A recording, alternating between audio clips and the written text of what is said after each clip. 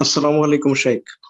আসসালামু আলাইকুম রহমতুল্লাহ বারাকাতুহু। জি, জি, আমার প্রশ্নটা হচ্ছে, যদি কোনো আলেমের ব্যাপারে কিবার ওলামাদের মধ্যে কয়েকজনের প্রশংসা এবং অপর কয়েকজনের নিন্দামূলক কোনো কথাবার্তা থাকে বা সমালোচনামূলক কোনো কথাবার্তা থাকে, সেই ক্ষেত্রে আমাদের আমজনতার ওই আলেমের ব্যাপারে দৃষ্টিভঙ্গি কিরূপ হবে, কিংবা ওই আলেমের থেকে আমরা কি জ্ঞান নিতে পারবো না কি পারবো না?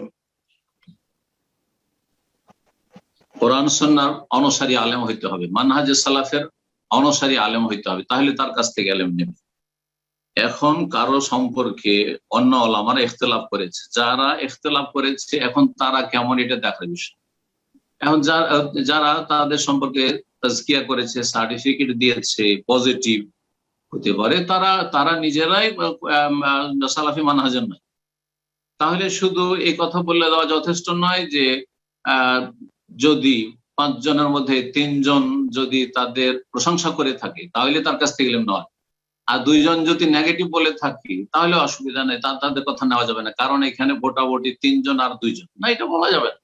হতে পারে একজন বলছে যে তার কাছ থেকে ইলম নেওয়া যাবে না, কিন্তু তার কথা আসলে সঠিক, কারণ সেই ব্যক্তি মানহাজে সালাফের অনুসারী না, সে ইখওয়ানি মানহাজের, না হয় সে তাবলীগী মানহাজের, সুফি মানহাজের, সুফিদের সাথে তার চলাফেরা, তার মহব্বত, অথবা ইখওয়ানীদের সাথে তার মহব্বত, এবং শিয়া রাফিজিদের বিরুদ্ধে একটা কথা বলতে রাজি না, ইখওয়ানীদের বিরুদ্ধে একটা কথা বলতে রাজি না।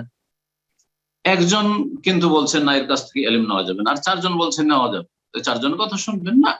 সুতরাং আপনাকেও নিজের বিবেক দিয়ে কাজ নিতে হবে যে সালাফদের মানহাজের অনুসারী কে। আর তারপরে যার সম্পর্কে সন্দেহ হবে, আপনি সাধারণ মানুষ বা সাধারণরা কি করবো এই কথা জিজ্ঞাসা, সাধারণ মানুষের উচিত হবে যার সম্পর্কে আপনি সন্দেহান যে এর মানহাজ অস্পষ্ট, এই মানহাজ ক্লিয়ার করে না, তো তার কাছে এলেম নেওয়ার দরকারটা কি? যার মানহাজ ক্লিয়ার তার কাছে এলেম নেন। দুনিয়ার ক্ষেত্রে একটা ডাক্তার সম্পর্কে ভালো করে জানা আছে, এই ডাক্তারের কাছে চিকিৎসা করলে ভালো, এটা আমার ভালো করে জানা আছে। আর 2-4 জন ডাক্তার আছে আমার নেগেটিভও জানা নেই, পজিটিভও জানা নেই, কেউ বলছে ভালো, কেউ বলছে অত ভালো না, তাহলে যাবো কেন তাদের কাছে? কখনো যাবো না, কখনো যাবেন না। তো দুনিয়ার ক্ষেত্রে যেমনটা করছেন তার চাইতে বেশি গুরুত্ব দিতে হবে দিনের ক্ষেত্রে। আল্লাহ যেন তৌফিক দান করে।